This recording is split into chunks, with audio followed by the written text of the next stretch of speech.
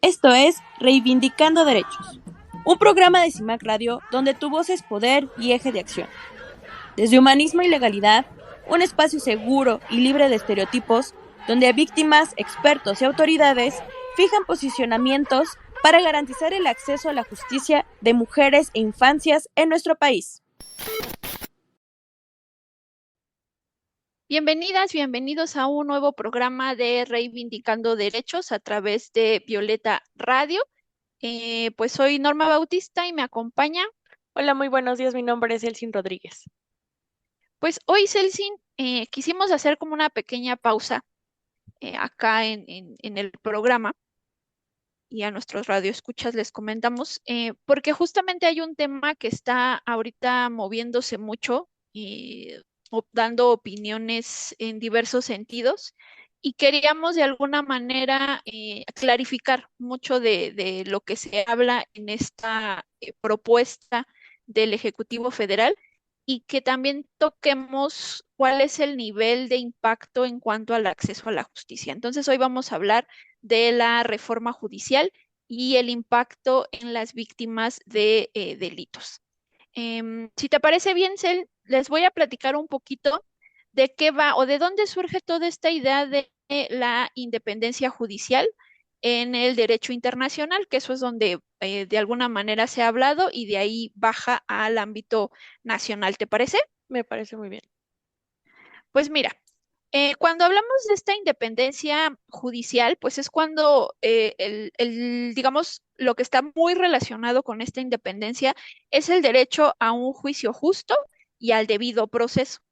Y si de pronto nosotros no tenemos un órgano jurisdiccional que sea imparcial e independiente y que pueda resolver los casos sin discriminación y sobre todo libre de toda influencia externa para la toma de decisiones, entonces no podemos materializar estos dos derechos, ni el juicio justo ni el debido proceso. Ya diferentes entes en el ámbito internacional se han pronunciado, como el Comité de Derechos Humanos, que justamente señalan que este derecho en específico sí debe de ser absoluto. Por lo tanto, no puede ser restringido. Ya ves que platicábamos en otros programas que hay ciertos derechos que se pueden limitar siempre y cuando se cumplan reglas. Pero este en específico no podemos limitarlo. Cuando hablamos un poco de esta idea de la independencia judicial, pues hay que mencionar un documento importante que son los principios básicos relativos a la independencia de la judicatura, que es un documento de Naciones Unidas, y ahí hace una mención en relación a cómo los estados deben de garantizar la independencia de los tribunales, esto como una obligación pues bastante fuerte para el Estado y que pues de alguna manera también reconozcan todos estos instrumentos que van a dar este sustento a este tipo pues instancias, ¿no? Como lo sería el Poder Judicial. Y señala que pues al final los jueces deben de resolver los asuntos sin restricciones y sin influencias o alicientes o presiones, amenazas o intromisiones indebidas ya sea directas o indirectas, y que no haya una intervención de ningún sector ni por ningún motivo, ¿no? Justamente esta es como una de las partes importantes de la independencia porque cuando hablamos de prohibir las intromisiones indebidas o injustificadas en el proceso judicial, pues las decisiones tampoco pueden ser sujetas a revisión. Claro, hay dentro del debido proceso, hay reglas para cuáles serán los recursos que podemos hacer valer, pero no es lo mismo que de pronto digan, bueno, Celsin, porque es la presidenta de México, no está de acuerdo con mi resolución que yo emití, y entonces Celsin la va a revisar. No, eso no se puede. O sea, se pueden emitir ciertos procedimientos, sí, dentro del marco legal, pero no que de alguna manera se cuarte la objetividad por la cual se deciden este tipo de casos, ¿no? Y también, pues, no está permitido, o más bien está permitido que los propios órganos que están ligados al Poder Judicial, pues apliquen su propia normatividad que ya previamente fue establecida y que los estados pues destinen los recursos necesarios, tanto humanos como económicos, para que precisamente los tribunales puedan desempeñar sus funciones de manera óptima.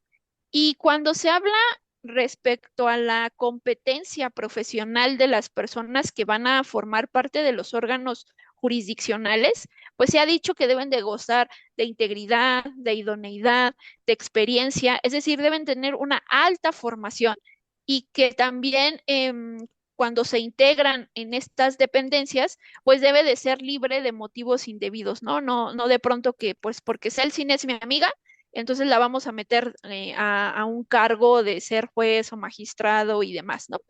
Y además, cuando estamos hablando de la permanencia de estos jueces, pues sí debe de estar establecido en periodos específicos que garanticen tanto su independencia como su seguridad y deben de gozar de los derechos laborales y sociales como cualquier trabajador, así como de los procesos adecuados de ascenso. Y eso tiene que ver mucho, Celsin, que por ejemplo, si tú estás dentro de un periodo de gobierno, imagínate que es del 2014 al 2015, ¿no? Por poner un ejemplo burdo. Si ya a mí me van a poner como una jueza, entonces se va a tratar que el periodo sea independiente al tuyo, para que justamente podamos frenar esas posibles intromisiones. Entonces, si yo me quedo tal vez más tiempo, entonces no va a haber forma de que tú quieras incidir en mi opinión. Y eso lo puse el ejemplo por periodos pequeñitos, pero pensemos en los periodos que de pronto se pueden exponenciar cuando no se ponen límites, ¿no? A ciertas circunstancias.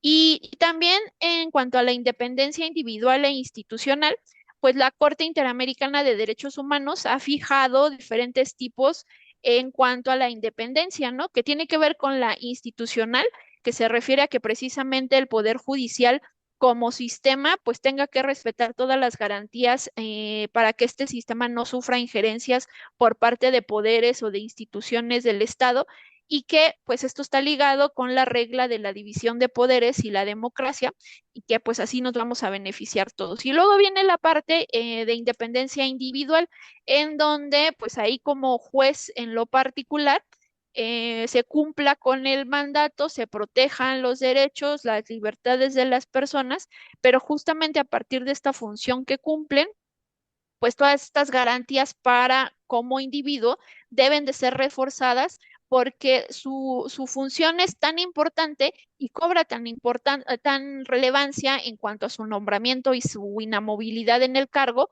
y en estas cuestiones de las presiones, que por eso es que tenemos que protegerlos un poco más, porque al final son los que van a resolver los conflictos, tanto individuales como del Estado y demás. Entonces, no es que tengan, sí tienen ciertos, por así decirlo, podríamos verlo como privilegios, pero no son privilegios, sino son resguardas o garantías que les damos precisamente por la función que cumplen.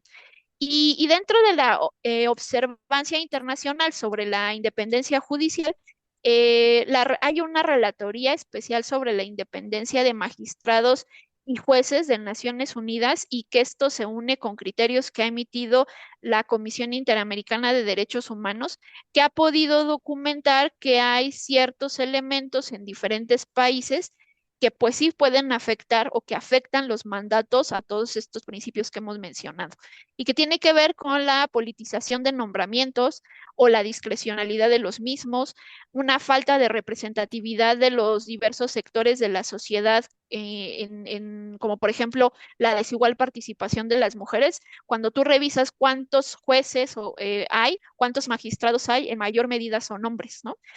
También se habla de la selección de jueces y juezas por la rama ejecutiva o legislativa, que esto pues acrecienta el riesgo de politización y pues va a afectar al tema de la independencia.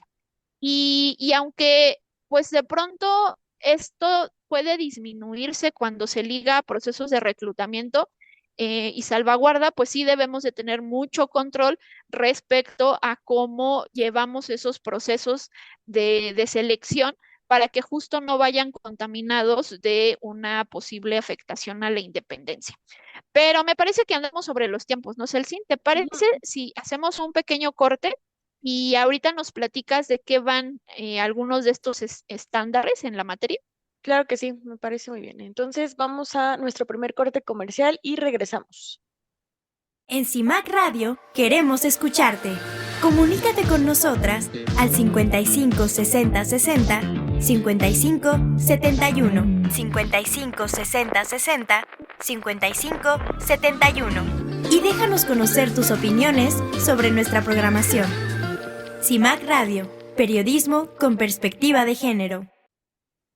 Regresamos de esta pequeña pausa comercial y estamos platicando sobre esta propuesta del Ejecutivo sobre la reforma judicial y el impacto que va a tener en las víctimas de delitos. ¿Nos podrías contar un poco, Celsin, de cuáles son los estándares que deben de cubrirse para justo mantener esta independencia judicial a partir de lo que hemos platicado de, el ámbito internacional? Sí, pues mira, el principal es la selección, ¿no? Por méritos y la capacidad profesional. También deben de contar con mecanismos objetivos de selección y permanencia y que deben de garantizar la igualdad de oportunidades y no discriminación. Deben de tener publicidad y transparencia en el método de selección con la finalidad de pues generar certeza y confianza a la ciudadanía sobre la objetividad del proceso.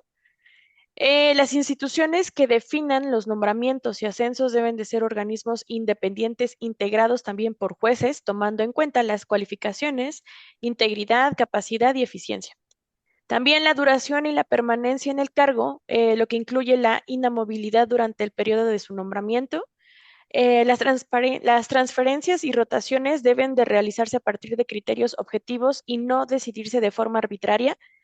La separación del cargo debe realizarse únicamente por razones graves de mala conducta o incompetencia mediante procedimientos equitativos, objetivos e imparciales, y también respetando las garantías del debido proceso, incluyendo la posibilidad de revisiones. Y pues las condiciones de servicio que incluyan remuneraciones acorde a las funciones que desempeñan y las exigencias de su cargo, la capacitación permanente, recursos humanos y técnicos, la seguridad y la protección. Entonces, en todo lo anterior, también es compatible que otro documento internacional bajo el nombre de los principios de Bangalore sobre la conducta judicial también pertenece a las Naciones Unidas. Y pues bueno, hablando de todo esto, también tenemos antecedentes, ¿no? De esta reforma judicial en México. El 5 de febrero del 2024, el titular del Ejecutivo publicó una propuesta de diversas reformas al texto constitucional y en el programa de hoy pues prácticamente es lo que nos estabas platicando, ¿no? Abocaremos a de qué va esta propuesta que concretamente pues se refiere a modificar el poder judicial, pero también conocida como reforma judicial. Y el sustento de esta propuesta con respecto al poder judicial radica en el objetivo de modernizarlo, es decir, hacerlo más eficiente y transparente, garantizando el acceso a la justicia para todos los ciudadanos. En esta propuesta señala que se busca abordar pues retos clave, ¿no? Como la lentitud de los procesos, la corrupción y la falta de confianza pública en las instituciones judiciales. Y pues bueno, algunas de las novedades que se incluye dentro de esta propuesta son digitalizaciones de los procesos judiciales, la incorporación de tecnologías como la inteligencia artificial, la reestructuración de órganos de gobierno del Poder Judicial y la implementación de nuevos mecanismos de rendición de cuentas y del control ciudadano. Asimismo, se plantea fortalecer la independencia y autonomía del Poder Judicial de modo que se pueda cumplir pues con su función de contrapeso efectivo frente a los otros pues poderes del Estado. Una de las propuestas clave de esta reforma judicial planteada por el Ejecutivo Federal es la reestructuración del Consejo de la Judicatura Federal. Este órgano administrativo encargado de la vigilancia, la disciplina y la carrera judicial, pues experimentaría cambios significativos para fortalecer su independencia y transparencia.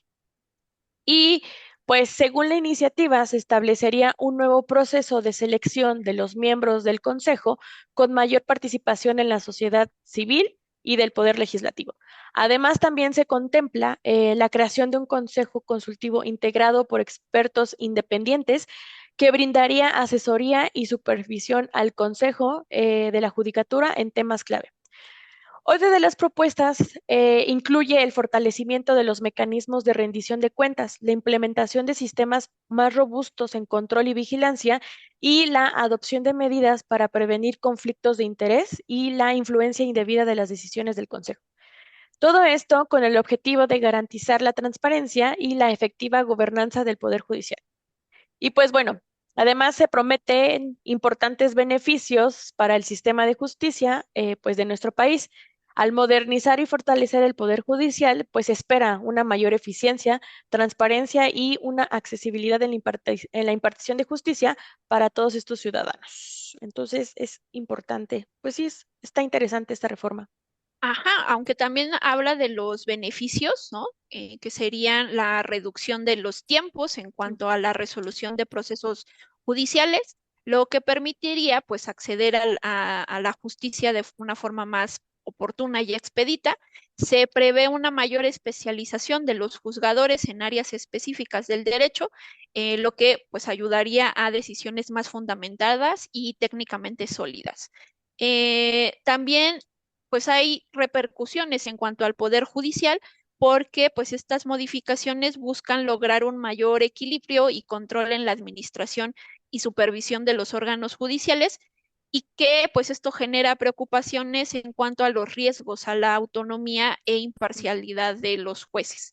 Uno de los principales puntos que se habla en esta reforma es la reestructuración del Consejo de la Judicatura Federal, que es el órgano que administra, vigila y genera todas estas políticas de disciplina en los tribunales.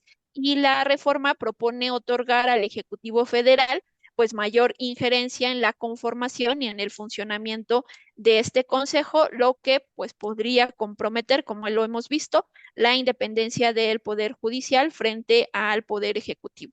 Y también se plantean modificaciones en los procesos de nombramiento, evaluación y remoción de jueces y magistrados, abriendo esta posibilidad de una mayor influencia política en estas decisiones. Y esto, pues sin lugar a dudas, como lo hemos visto en los estándares, pues muestra preocupación respecto a si se van a respetar los principios de inamovibilidad o que estén moviéndose constantemente estos jueces y sobre todo la autonomía que deben de regir pues en la función jurisdiccional. Además, esta propuesta ha generado pues un intenso debate que también ha sido pues materia de críticas y controversias desde múltiples sectores de la sociedad, porque se argumenta que la reforma pues sí es una muestra para reducir la independencia del Poder Judicial y pues concentrar el poder en mayor medida en el Ejecutivo y eso, como hemos mencionado, sí afecta la impartición de justicia y la imparcialidad. Ya organizaciones de la sociedad civil, así como grupos de derechos humanos y algunos partidos políticos de oposición, pues han cuestionado la reforma y señalan que es posible que con una determinación de esta naturaleza se debiliten este sistema de pesos y contrapesos y que se generen desequilibrios en el poder, además de que se genera esta preocupación por un posible impacto negativo en la protección de derechos fundamentales y en el acceso a la justicia de la ciudadanía. Y que de pronto pues también se habla de modificaciones que tienen que ver con la estructura del Poder Judicial, pero también con estos temas de nombramientos y supervisión de jueces, que lo que sí obliga es a tener un examen minucioso en relación a si es factible este tipo de propuestas y evaluar si los recursos humanos y financieros disponibles pues son suficientes para llevar a cabo una transición pues fluida y sin contratiempos. Además, en el análisis de la viabilidad de esta propuesta, pues tiene que ver con la aceptación y el apoyo de diversos actores del sistema de justicia, que incluyen también jueces, abogados, fiscalía, sociedad civil, y la legitimidad y el consenso en torno a una reforma de esta naturaleza, pues es lo que va a determinar una implementación exitosa y sostenible en el tiempo. Además, se habla de crear un tribunal de disciplina judicial para administrar la disciplina del personal del Poder Judicial y que esta es otra de las cosas debatibles, que jueces, magistrados y ministros federales sean elegidos por voto ciudadano que organizaría el Instituto Nacional de las Elecciones. Y en cuanto un poco al impacto hacia las víctimas, en estos pocos minutos que nos quedan para cerrar esto, es que no se aborda en esencia el conflicto que se gesta en la Procuración y en la Administración de Justicia y que de pronto mucho de esto tiene que ver con, o sea, que lleguen asuntos que de pronto los jueces resuelvan de determinada manera, tiene que ver con el trabajo de las fiscalías. Y si de pronto, eh, pues no tomamos en cuenta a muchas de las víctimas y de cómo estos procesos en las fiscalías no se están llevando de manera adecuada, pues no estamos viendo el problema en su dimensión integral, ¿no?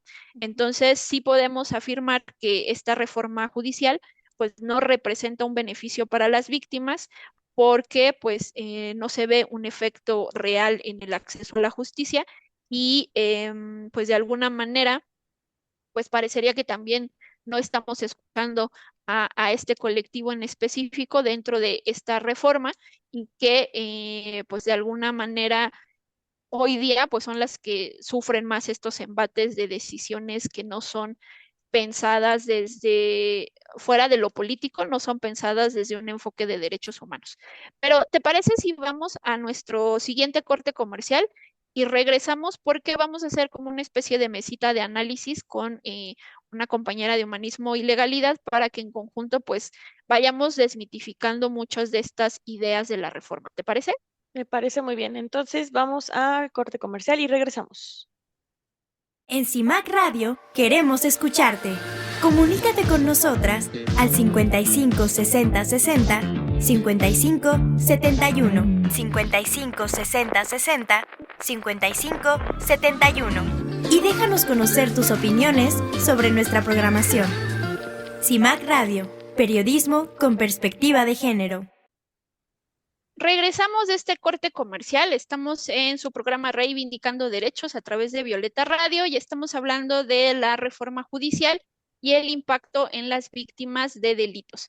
Hoy nos acompaña nuestra compañera de acá de la organización, Giovanna Garrido, coordinadora del área legal, y justamente queremos aprovechar que estamos hoy aquí las tres, justo para que esta reforma la reflejemos en lo que nosotras estamos viviendo en el seguimiento de los casos y si de pronto nosotras desde el matiz criminológico, Celsin y jurídico, tanto yo como yo como, ¿no? Y entonces de pronto de ahí analicemos si de verdad nosotras vemos viables este tipo de reformas, ¿no? Entonces, la primera pregunta que quisiera poner sobre la mesa y que Gio nos ayude en este matiz es una de las principales reclamos de la gestión de esta actual administración es desde esa visión, pues la independencia de los jueces y la carencia de criterios técnicos en las decisiones. Pero consideraríamos que esto se presenta a partir del entendimiento de lo que hace un juez, o sea, ¿podríamos clarificar un poco qué es lo que hace un juez? Sí, claro, esa pregunta es fundamental porque se ha hecho mucha propaganda con respecto a la opinión del público en general sobre de esta reforma y que tiene una gran aprobación en ellos, ¿no? En las personas que han participado. Sin embargo, justo al momento en que se les plantea el cuestionamiento de si saben qué hace un juez, un magistrado, un ministro, pues realmente son pocas las personas que conocen la naturaleza de lo que hace. Muy concreto en la actividad que desempeñamos nosotros como organización, el primer contacto con el Poder Judicial, pues son los jueces de control. Y es ahí en donde viene un poco el análisis y la controversia que presenta esta reforma porque se está dejando intocada la labor de las fiscalías. Y sabemos en el caso de los que nosotros atendemos que para llegar a juez de control pueden pasar meses, incluso años. Tenemos casos en nuestra organización en donde estamos en una constante lucha para que integren las carpetas de investigación y no sabemos de juez de control hasta pasado muchísimo tiempo. Un juez de control, por ejemplo, lo que hace es justamente verificar el cumplimiento de la ley y sobre todo evitar el quebrantamiento de derechos humanos previo a llegar a la materia de amparo, ¿no? Es justo de ahí la denominación en el procedimiento penal. Después tendríamos a los tribunales ya de enjuiciamiento, en donde se hace ya como tal ese juicio de valor, en donde se decide quién es culpable, quién es inocente, y desde nuestra cancha, pues temas tan fundamentales como el tema de la reparación del daño a las víctimas. Entonces, hay una segunda instancia que puede ser, en muchos de los casos también, aparte o a petición de la propia víctima, y ya estamos hablando ya de los tribunales de alzada, ¿no? De magistrados en los cuales si la parte, en este caso nosotros que representamos a la asesoría jurídica, no estamos conformes, acudimos a ellos para solicitar que se modifique una resolución que fue dictada en sentido adverso. Y no menos importante resultaría la labor de los tribunales federales. He oído muchas personas que con motivo de esto que se habla tanto de la reforma, refieren, no, a mí nunca me ha pasado, o nunca he tenido acercamiento, o no voy a tener acercamiento con el Poder Judicial Federal, cuando sabemos que incluso en la pandemia, por ejemplo, muchos menores de edad no se vacunaban si no promovían juicio de amparo, ¿no? El juicio de amparo está diseñado hasta ahora como esa tutela extraordinaria por medio de la cual los litigantes nos dolemos de violaciones a derechos humanos en cualquiera de las fases del procedimiento, en la vía directa o indirecta. Y si es de un amparo indirecto de lo que hablamos, pues tenemos la segunda instancia y ahí es donde viene la labor de los magistrados. Para cerrar, hasta ahora no hemos tenido asuntos, no a cargo de una servidora en la Suprema Corte, aunque Humanismo sí ha tenido interacción con asuntos que llegan a nivel Suprema Corte, de ahí la denominación de tribunal máximo, es la última instancia la que tenemos, ¿no? Y es ahí, en esa instancia se atienden casos de gran relevancia nacional, donde se habla de violaciones a derechos humanos de alto impacto y en donde se ventilan discusiones en torno a la constitucionalidad de ciertos preceptos. Entonces, cerrando, ¿qué hace un juez? Pues toma decisiones que definen el futuro de muchas personas, ¿no? Y en concreto en la labor de humanismo, pues son los tomadores de decisiones sobre reparaciones del daño, sobre castigos a las personas culpables y no todo recae en ellos. Y pues no podemos negar, ¿no? Que existe un problema actual sobre el ejercicio efectivo del acceso a la justicia. Pero ¿de verdad es solo un tema de jueces dentro de un Estado de Derecho con pues marcadas competencias? Fíjate qué interesante lo que planteas. Adelantaba yo un poco la labor tan compleja que nos enfrentamos en las fiscalías, ¿no? El tema de competencias definidas, hay veces que desde el principio el solo hecho de presentar una denuncia para nuestras víctimas ya representa una labor titánica en contra del Estado, porque no les reciben en el sitio donde es, porque no les dan la atención que es debida. Existen muchos protocolos de atención a víctimas que si no se respetan, nos deshacemos incluso de datos de prueba, ¿no? Pensando en los casos que atendemos de violación, por ejemplo, si no se siguen los protocolos, muchas pruebas que son susceptibles de modificarse en el tiempo se pierden porque no atienden a las personas. Nos hemos enfrentado a temas que las canalizan de una a otra sede cuando en realidad todas estarían obligadas, cualquier sede ministerial o incluso hacer ellas mismas los traslados. Las comisiones de víctimas también están cada vez más limitadas presupuestal y funcionalmente y tienen una injerencia muy efectiva en cuanto al acceso a la justicia. Debemos de entender el acceso a la justicia de manera multi y transdisciplinaria. No nada más son los jueces los que nos dan acceso a la justicia. En mucho del análisis que se ha hecho pro de esta reforma judicial, se menciona, hemos modificado incluso hasta los tiempos de atención. Si te pones a leer con detalle el proyecto de reforma, esos tiempos de atención los limitaron a dos materias y no van a beneficiar a la población, no los casos que nosotros vemos que desde fiscalías y desde esta división de tareas claramente nítida en la ley no se cumple. Una de esas temporalidades que colocan en el proyecto de reforma es la materia tributaria. Señalan que si en 6 meses cualquiera de las autoridades judiciales no resuelve el caso, se le dará vista a este nuevo comité de disciplina que pretenden sustituir al Consejo de la Judicatura Federal para que vea por qué se está tardando. Entonces, ¿qué es esta reforma? El Estado velando por el Estado, ¿no? El Estado velando por su dinero. Esa es parte de la reforma. Y la otra es en materia penal, si se adiciona lo mismo, ¿no? Temporalidad que se refiere a la fracción séptima del artículo, del apartado B del artículo 20 constitucional en cuanto a resolver investigaciones, pero hablan solo muy escuetamente de eso, se le dará vista al Comité de Disciplina Judicial. Pero ¿qué hay de fondo? ¿Cómo vamos a resolver estas competencias definidas que señalas claramente, Celsin, en el tenor de y las fiscalías? O sea, hay muchas veces prescribe la acción penal en manos de la fiscalía porque no complementan ninguna de las actividades, ya no digamos algo más complejo, simplemente citar a una persona testigo no lo hacen.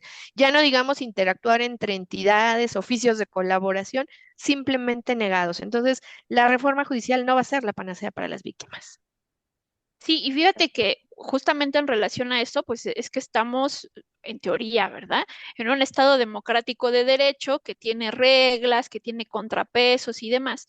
Y nosotras platicábamos en el primer bloque del programa precisamente que hay estándares internacionales, o sea, reglas que se fijan precisamente para que pues todo esto se dote pues respeto a esta independencia judicial. Pero lo que vemos es que esta reforma no solamente desatiende los criterios internacionales, sino que además demuestra un completo desconocimiento del derecho internacional, ¿no? Y más el derecho internacional como en los dos rubros, derecho internacional y el derecho internacional de los derechos humanos, ¿no? Esto, ¿tú cómo lo leerías? Es normal en un estado que se dice democrático de derecho? No, ahí tenemos la parte más compleja. Ha sido un tema que no se ha soltado en las noticias y en donde tenemos acceso a todo tipo de información, ¿no? Y ahí viene la parte del posicionamiento económico versus esta gama que mencionas de cumplimiento de obligaciones internacionales en materia general como Estado y obviamente con la óptica que señalas de protección a derechos humanos. Mencionabas él hace un rato también el tema de privilegiar los derechos humanos, incluso también para las personas que se van a postular a ocupar un cargo judicial, ¿no? Están desatendiéndose todos estos aspectos. Ya hay incluso señalamientos de quiénes se van a lanzar en campaña, quiénes pueden financiar una campaña, porque no cualquiera que seamos licenciados en derecho vamos a poder financiar una campaña que tenga ese alcance de lograr cierto número de votos, ¿no? El tema del gasto público, o sea, si bien es cierto, están privilegiando esto de que se resuelvan rápido los asuntos en materia tributaria, a mi juicio no va a haber dinero que alcance para formalizar esta reforma. Hablan ya, la ministra está Yasmín Esquivel, mencionando de una reforma escalonada o de una entrada en vigor escalonada hasta el 2037. Entonces esto se va a Ujú. volver un auténtico caos, ¿no? Como bien señalas, el aspecto de una existencia de un Estado democrático de derecho, con las falencias que sabemos y que como organización advertimos que está en el papel muy bien redactado, pero en la práctica ha costado mucho esfuerzo y ha sido resultado de mucho estira y afloja de organizaciones de la sociedad civil como la nuestra. Esta reforma quebranta todos esos principios. Hay muchas resoluciones en materia internacional que hablan sobre el beneficio de la independencia judicial. Y es curioso porque en la exposición de motivos del proyecto de reforma que se pretende poner en nuestro país, lo que señalan son ejemplos como Suiza, por ejemplo, ¿no? Dicen en los 26 cantones, pero no puedes comparar objetos, esos son falacias, no puedes comparar objetos que son distintos, en este caso, estados que son diversos, ¿no? Hay una frase que señalaba alguno de los profesores, en Suiza no se roban los Rolex porque todo mundo tiene un Rolex, ¿no? Es un nivel de vida súper diferente como para que pretenda sustentar con base en ello una reforma que ha sido funcional en un país de primer mundo y que no es a elección popular como señalan, es una insaculación o sorteo entre personas que cubren el perfil. Aquí lo que se pone mucho en duda es eso, se dejan las exigencias de los perfiles, pero ¿cómo va a quedar el tema de que se deban favores a quienes financiaron las campañas? Ujú. Y bueno, ya hablando de esto, estamos pues reconociendo, ¿no? Que existe un problema en el acceso a la justicia. Entonces, ¿y por qué no se aborda desde el origen, ¿no? O sea, ¿qué está pasando con las fiscalías, tanto la general de la República como las locales, ¿no? ¿Se están cumpliendo realmente con su mandato de investigación y búsqueda de sanciones o qué están haciendo, ¿no?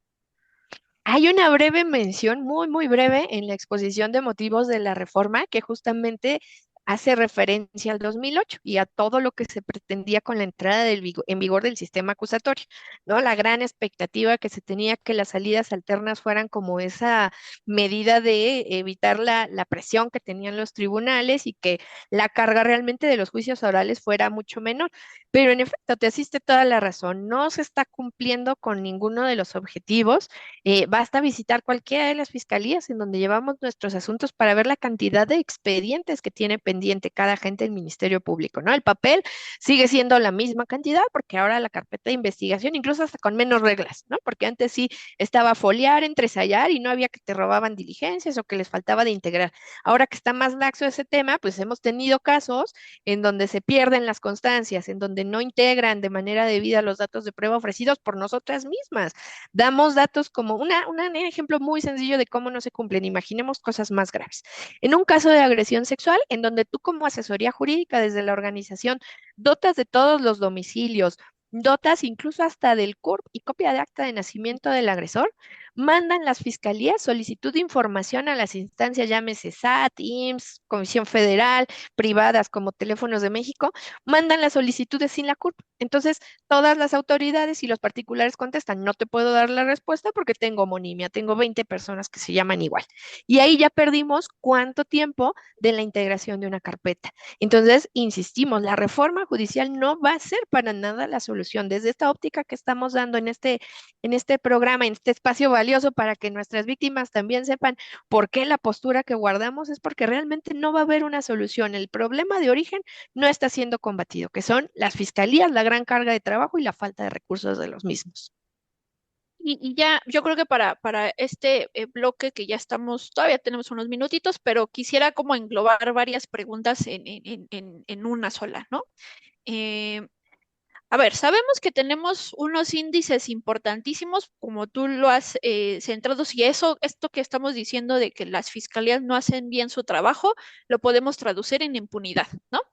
Y entonces, si sabemos que hay un alto grado de impunidad y que esta reforma no está volteando a ver ese fenómeno, y de pronto hemos visto propuestas del Ejecutivo, ¿no? En esta administración hacia, por ejemplo, el tema de la Suprema Corte. Y se habla, ¿no? O sea, ya dejemos de la votación o incluyamos la votación, pero el ejemplo justo ha sido lo que el Ejecutivo ha propuesto con estos magistrados que actualmente se han incorporado a la Suprema Corte. Y ya han emitido unos criterios, como hace unos días decir que la opinión consultiva, ¿no? No tienen un peso en el Estado mexicano, salvo ciertos casos, y aparte son súper reducidos, desatendiendo no solamente como la parte del reconocimiento del derecho internacional en el propio Estado, ¿no?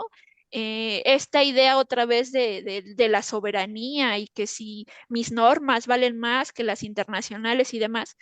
Pero a lo que voy es precisamente cómo se cruza este tema de la impunidad versus yo elijo a quién quiero poner, porque al final a quien yo pongo cobra esos favores, como tú bien lo refieres, y termina opinando o incidiendo en una opinión que trastoca los derechos de las personas para decir, hoy día lo que tenemos es un bloque de constitucionalidad y entonces tratados internacionales, constitución valen lo mismo y si hay una norma que proteja más, esa es la que sube, ¿no? De alguna manera porque protege, no importa la fuente, ¿no?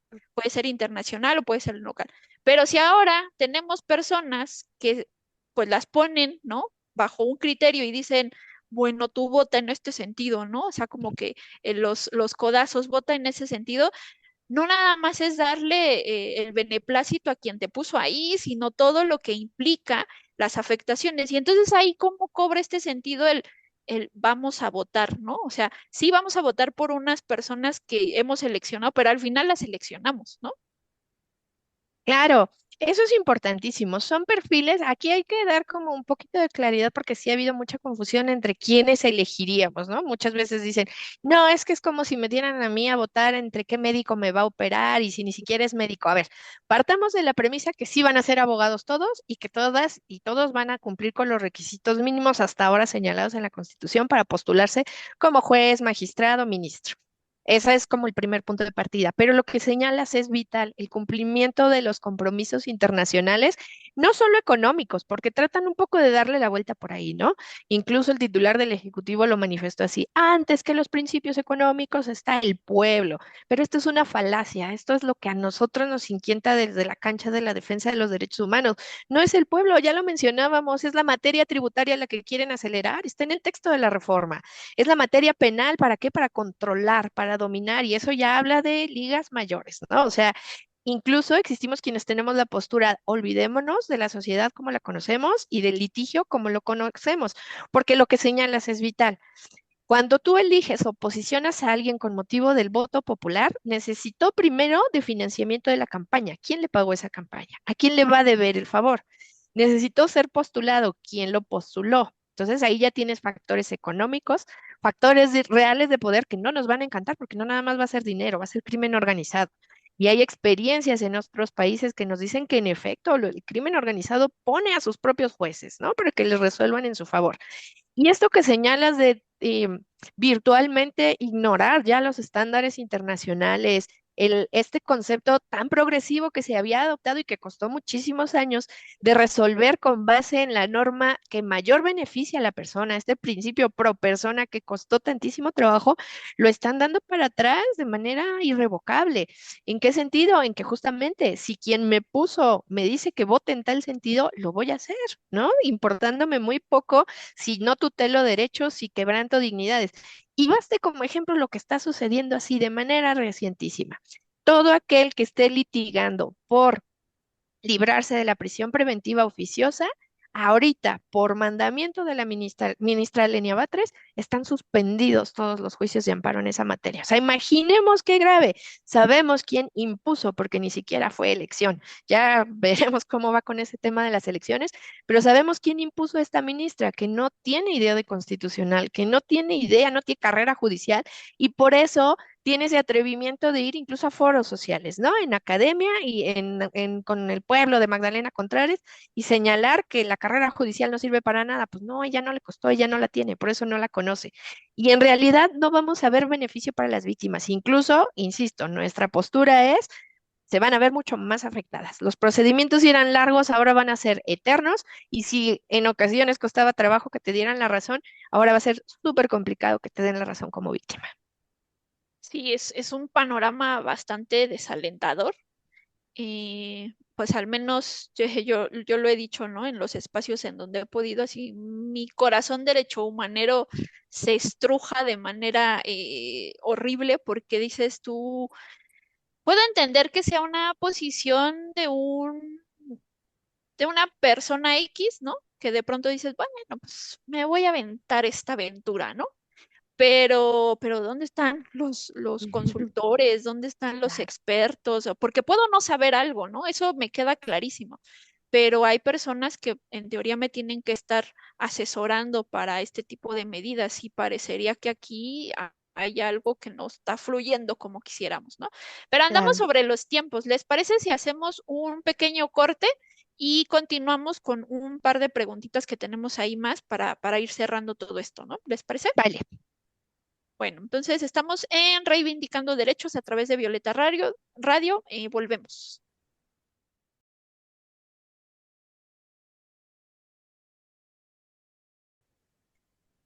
Regresamos a Reivindicando Derechos. Estamos platicando sobre la reforma judicial y el impacto en las víctimas del delito. Y estamos con una de nuestras compañeras de Humanismo y Legalidad, Giovanna. Y bueno, yo tengo otra pregunta. Ya platicando de cómo va la reforma y en qué afectaría y eso, ¿dónde quedan las víctimas y dónde pues quedamos todas y todos como ciudadanos? Lo sintetizaría en una sola palabra, desprotegidos. Hay un retroceso, hay un estado de indefensión, el gremio de abogados en general, litigantes, pero sobre todo los que traemos superpuesta la camiseta de defensa de derechos humanos, tenemos una muy grave preocupación, porque de aprobarse la reforma como está, o incluso escalonada, como se ya ha llegado a mencionar, ¿no?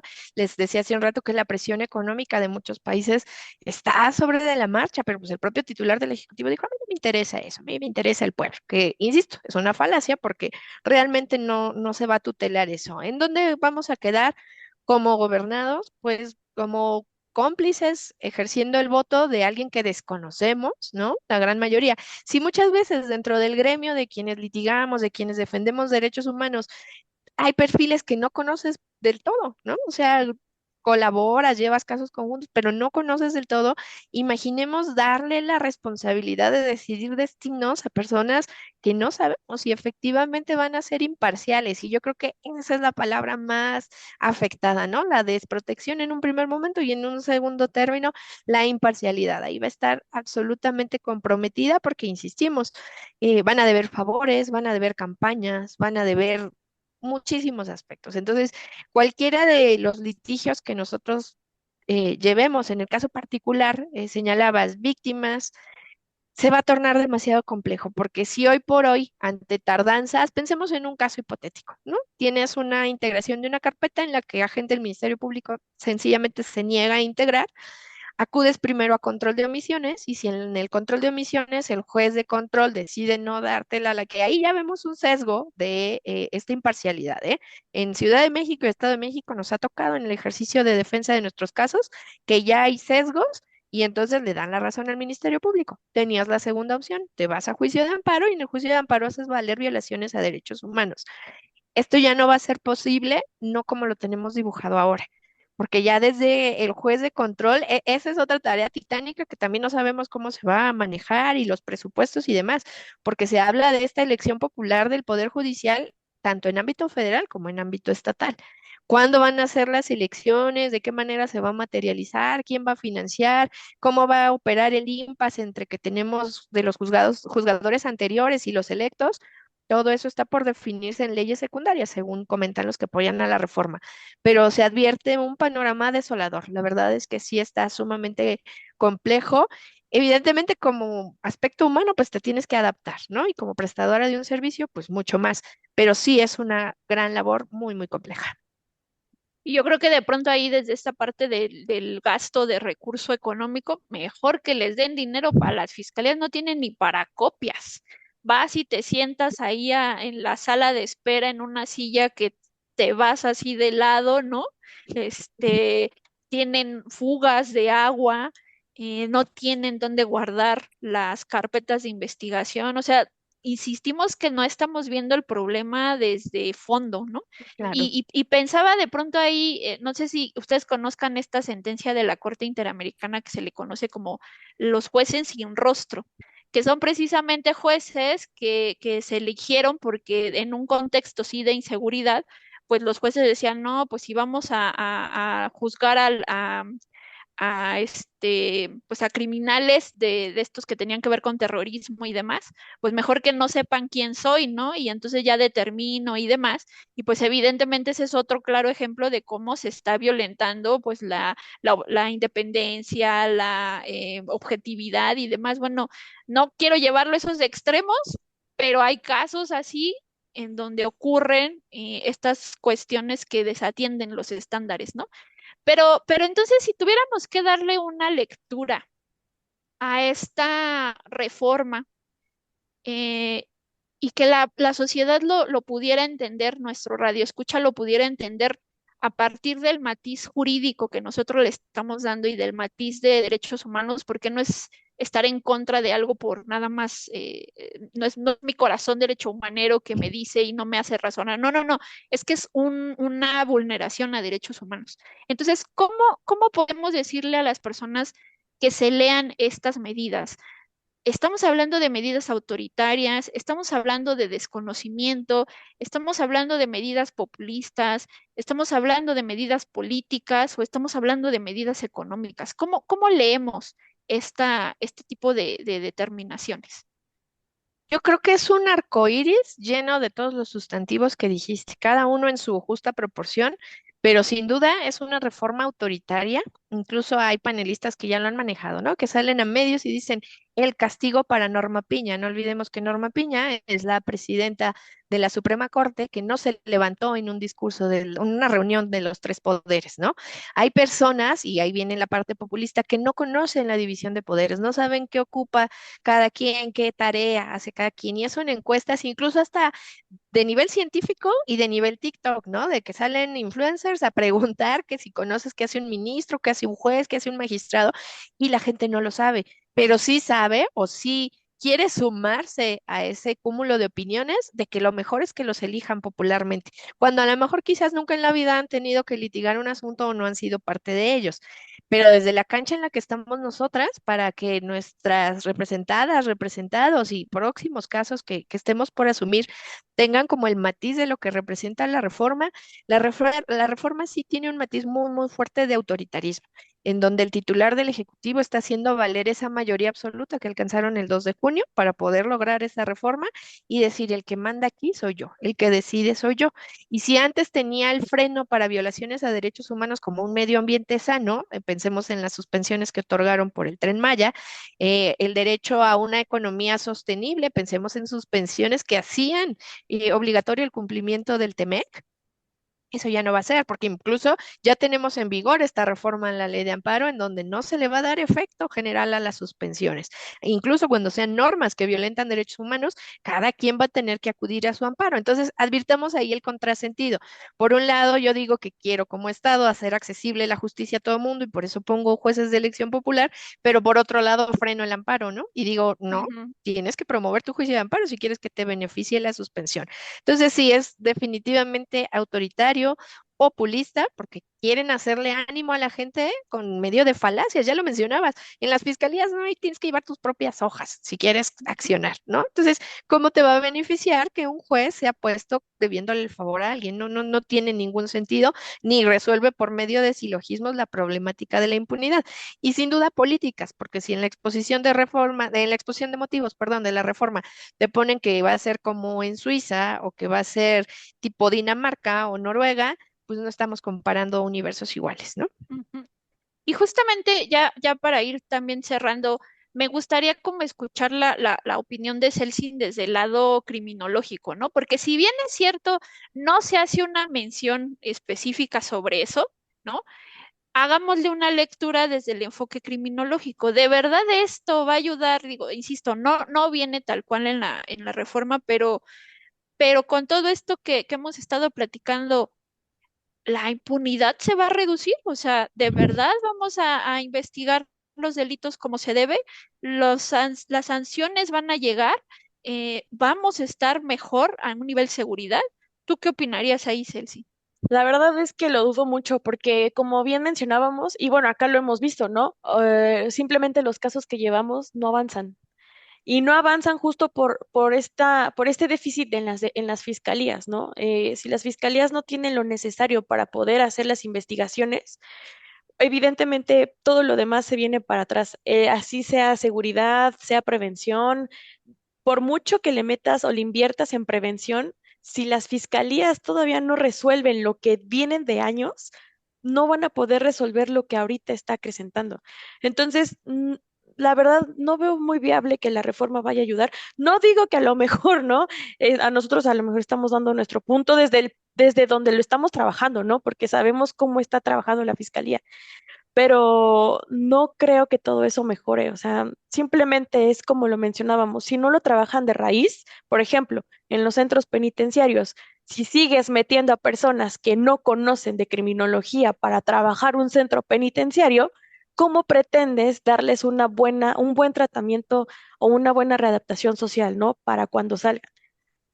Eso es lo más sencillo, ¿no? Entonces, no, la verdad es que no creo que mejore, posiblemente en unos años, pero no lo sé. O sea, si ahorita no lo hemos visto, no hemos visto avances con lo poco que se han trabajado en las fiscalías o las reformas que se han hecho o todo lo demás, pues no creo, la verdad, que vaya a ser un buen cambio. Entonces, no. Sí, y entonces pues ya nada más nos quedaría que hiciéramos como este análisis ¿Y cuál es el panorama, ¿no? Para nosotras y nosotros como defensores de derechos humanos. Yo lo veo desde mi postura y a lo mejor para que lo compartamos ya para ir cerrando, o más bien ya para cerrar. Yo lo veo complicado porque si de por sí es bastante pues tensa, ¿no? La labor que hacemos los defensores de derechos humanos, que ocupamos evidentemente la justicia para tratar de solventar muchas de las falencias, ¿no? Que se hay. Y es complicado y yo pensaría, por ejemplo, en esta cuestión bueno, me inconformo contra la reforma, ¿no? A través de los procedimientos que hay, pues va a caer en la Suprema Corte. Y entonces, ¿cómo lo va a resolver la gente, ¿no? Que está ahí, o ciertas personas, porque hay otras que sí, de verdad, mis respetos, ¿no? Pero ¿cómo resolvemos algo que, pues, de origen viene sesgado y que se va a terminar tal vez resolviendo en un lugar que también ya está sesgado, ¿no? Entonces, el panorama lo veo crítico si de por sí, como defensores de derechos humanos, tenemos un panorama complejo, pues con esto muchísimo más y para las víctimas, yo lo he dicho, ¿no? A veces es bien frustrante que tú no le puedas decir o que le digas a la víctima, es que tengo los elementos legales para hacer valer ciertas cosas, pero no puedo avanzar, o sea, no me dejan avanzar. Si nos frustra a nosotras, ¿no? ¿Cómo no Ujú. les va a frustrar a ellos que no les llegue la justicia? Pero ¿tú qué opinas, Elsin? Pues lo que te comentaba, ¿no? Por ejemplo, las víctimas que tenemos acá, ¿cuánto no han tardado para que la CIAVEM les resuelva? Simplemente, ¿no? Un apoyo psicológico, psiquiátrico, que lo necesitan por el X hecho delictivo que hayan presentado, ¿no?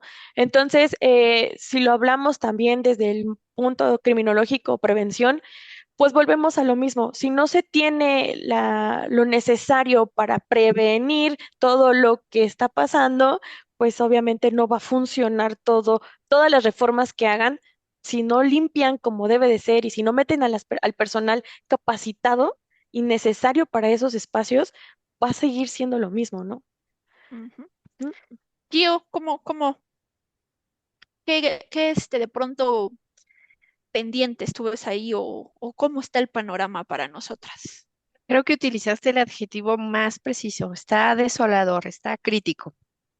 El tiempo que se avecina, habremos de ver cómo va a quedar, si va a ser escalonado esta modificación de los jueces o si va a ser de un solo tajo, pero hemos enfrentado que hasta cambios de domicilio, como en FGR, representan 3 meses sin acciones porque están cambiando de domicilio. Entonces, imaginemos un cambio de sistema de nombramientos o en este caso de elección de personas juzgadoras. Sí, advierto muy complejo el acceso a la justicia y eso va a traer otro tipo de problemáticas, porque las personas ya no van, si ahorita tenemos una cifra negra elevadísima, justamente por lo que representa ir a pararte a una agencia del Ministerio Público, imaginemos el desolador panorama que va a ser no ya no solo eso, sino ya no tengo quien me defienda de ese actuar indebido, ¿no? Entonces, como juristas, como defensoras de derechos humanos, creo que se avecinan tiempos muy complejos. Pues ni hablar, ¿no? Digo, al final quisimos posicionarnos sobre este tema, explicarlo desde los términos que nosotras lo vemos y lo trabajamos todos los días. Y pues nada, solo esperamos que a nuestro radio escuchas este programa les haya servido. Ya saben, cualquier cosa nos pueden escribir para profundizar ciertos temas. Y pues no nos queda más que despedirnos. Muchísimas gracias, Gio. Muchísimas gracias, Elsin, por este programa que pues lo tratamos de hacer como una especie de asamblea, ¿verdad? Para que pudiéramos exponer lo que nosotras vivenciamos y que eso le sirva al auditorio. Pues nos veríamos la siguiente semana acá en Reivindicando Derechos y pues bye bye. Gracias, bye. Adiós. Esto es Reivindicando Derechos, un programa de CIMAC Radio donde tu voz es poder y eje de acción. Desde humanismo y legalidad, un espacio seguro y libre de estereotipos, donde víctimas, expertos y autoridades fijan posicionamientos para garantizar el acceso a la justicia de mujeres e infancias en nuestro país.